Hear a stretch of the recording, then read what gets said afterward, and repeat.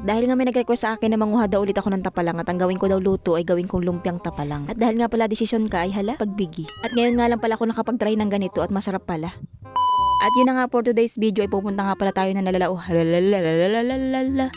para manguha ng tapalang. Yan no, ay kakaumpisa pa lang ay nagkakandabulol na agad. Dumaan nga pala muna kami din sa aming palaisdaan at ilalagay nga namin itong nahuli ni Papang Lapo. Pailan-ilan nga lang pala ang nilalagay namin ditong lapo at gawa ng inaasahan naming similya ng lapo ay hindi pa narating. Pero okay nga lang yan kahit kaunti ay may nilalagay na tayo. Hindi nga lang talaga sabay-sabay ang pagka-harvest niyan at gawa ng magkakaiba ng size. Hindi nga tulad kapag yung bibili ka talaga ng similya. Mag-uumpisa ka sa tiny. Pero okay nga lang yan at kahit papaano hindi nakatinggala ang yung palaisdaan at may laman. Nga pala para po doon sa mga nag-aalala at bakit ko doon nilagyan ng lapo aring fish pond. At mauubos daw ang laman nito at kakainin nga ng mga lapo yung ibang isda at hipon. Wag po kayo mag-alala at puro grouper lang po ang laman yan. Kapag nga talaga grouper ang alaga mo, hindi ka pwedeng maglagay ng ibang similya. Kahit similya nga ng katang, sugpo, kahit ano pa. Ang pwede mo lang isama sa kanila ay mga isdang kitang, samaral, apahap at saka yung pulahan o yung red snapper. So yun na nga, mabalik tayo. Kanina pa nga pala ako nagakutkot dito ay wala man lang ako matama ang tapalang. At parang way klaro itong vlog na to Dito nga pala kami lagi napunta kapag kami ay mangunguha ng tapalang. At dito nga marami niyan. Kaso nga lang ngayon parang wala na akong makita at naubos na ata. Medyo madalang na nga pala ang tapalang din sa amin at may mga nangunguha nga niyan at binibenta sa bayan. At sa lawak nga ng lalauhan din sa amin, hindi mo naman lahat yan makikitaan ng tapalang. Kasi hindi naman basihan dyan ay porke may putik, malambot yung putik, nandun sila. O kaya gusto nila isa matigas ang putik. Sila kasi ay kung saan nila trip magparami ay dun sila.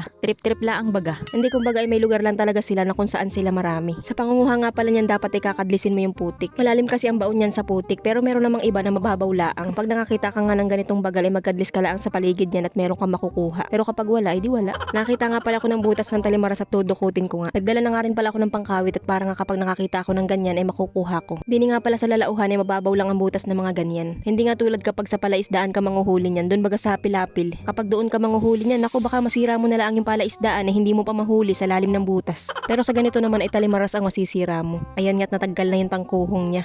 Dito naman sa lalauhan ay mababaw nga lang yung butas kaso nga lang ay nagsusumiksik sila sa ugatan ng bakawan. Kaya hindi may iwasan na kapag kinawit mo sila ay masisira. Kaya ang ginagawa namin kapag manguhuli kami ng ganyan sa lalauhan ay sinisilo na lang namin. Naghihintay na lang kami ng high tide at mga nakakyat sila sa puno ng bakawan. Pero ang pinakamadaling paraan nga para makahuli ka niyan ay mangilaw ka na lang sa gabi at mga nakalabas laang sila dadamputin mo na laang. Kailangan nga lang ay madiin ang pagkadampot mo sa kanila para hindi kanila masipit. So yun na nga, mabalik tayo at nasa pangatlo na nga pala kaming destinasyon. Hindi kasi yan mga pinupuntahan namin ay tinutukoy nga lang namin kung saan kami dati talaga nangunguha ng tapalang. At ngayon nga pala nandito na kami sa pangatlo namin pinapanguhaan. May pang-apat pa nga palang lugar na pwede kong puntahan kung sakaling wala rin ako makita dito. Pero mukhang dito na tayo makakarami. At halos dikit-dikit yung mga nakikita ko. Dito nga pala sa pinapanguhaan ko ngayon, ang putik dito ay may halong buhangin. Parang mas trip nila dito, ayaw nila sa masyadong maputik. At saka ang kagandahan dito, hindi ka masyadong mapuputikan. At saka hindi sila masyadong nagasumiksik doon sa mga ugat ng bakawan. Hindi nila ang sila sa mga ugatan ng pipisik, sa mga dularuhan baga. Dini sa may mga lamawan. Hindi ko alam kung anong tawag sa inyo ng lamawan o lamaw. Basta yung ganitong may hukay na naiipunan ng tubig. Nandini sila halos dikit-dikit. Ang mga tapalang nga pala ay may kanya-kanya yan trip sa buhay. Hindi lahat yan ay nakatago sa putik. Minsan ay mga nakalabas nga laang sila. Tulad na laang nito na nakalapag laang. Kapag nakakita kayo ng ganyan, hindi ibig sabihin niya na scripted. Ay marunong pa baga kayo sa tapalang ay gusto niya ay ganyan ang pwesto ay. Oy, teka lang, ba't parang nagagalit na naman?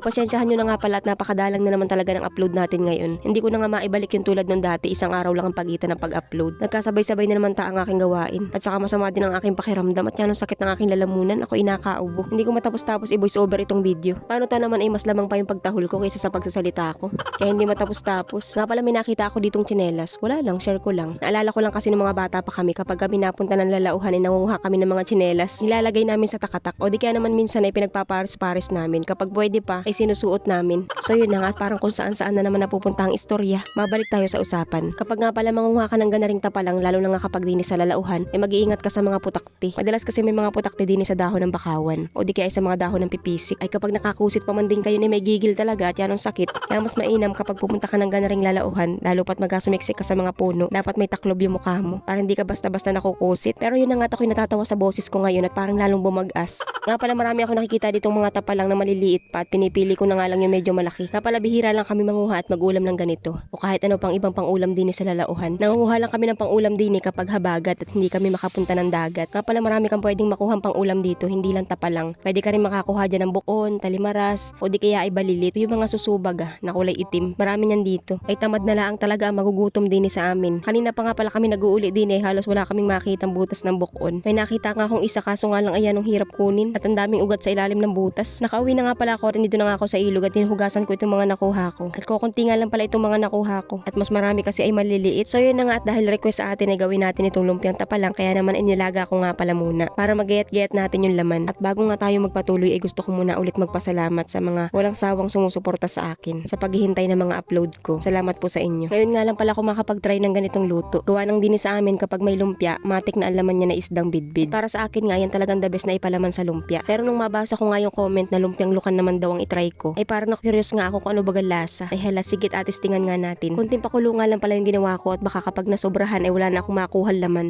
O kunti nga lang pala ito at gawa ng yung kalahati nga ay niluto na ni mama pagkarating ko. At inulam nga namin na pananghalian. Nilahukan lang ni mama ng talabos ng kamote at inadobo. So yun na nga at nilagyan ko nga rin pala ito ng gulay para magmukhang marami. Tapos nilagyan ko rin ng itlog dahil gusto ko. Kaso nga lang ang mali ko dito dapat pala ay pinigaan ko muna ng kaunti o pinatulo ko muna. At gawa ng kumatas nga yung tapalang ay di nababasa tuloy aring pambalot. Kaya naman tinakta ko nga yung sabaw. Tapos itong ang pangalawang try ko ay parang medyo basa pa rin pero okay na rin naman yan. Ang importante ay mukhang lumpia pa rin naman. At medyo rambangan na nga rin pala yung pagkakabalot ko. Ang importante ay maibalot. At gawa ng masama pa nga ang pakiramdam ko pero gusto ko nga ay matapos na itong vlog na to para mai-upload ko na. At ang importante lang naman pati din ay yung lasa kung masarap baga. So yun na nga luto ng ating lumpiang tapalang na way klaro. Hindi ko nga pala masyadong bet yung lasa. Mas gusto ko pa rin yung lumpiang bidbid. Pero sabi man ng kapatid ko okay naman daw ang lasa. Masarap naman daw. Siguro dahil na rin sa panlasa ko at gawa ng kakainom ng gamot ay mapait na yung panlasa ko.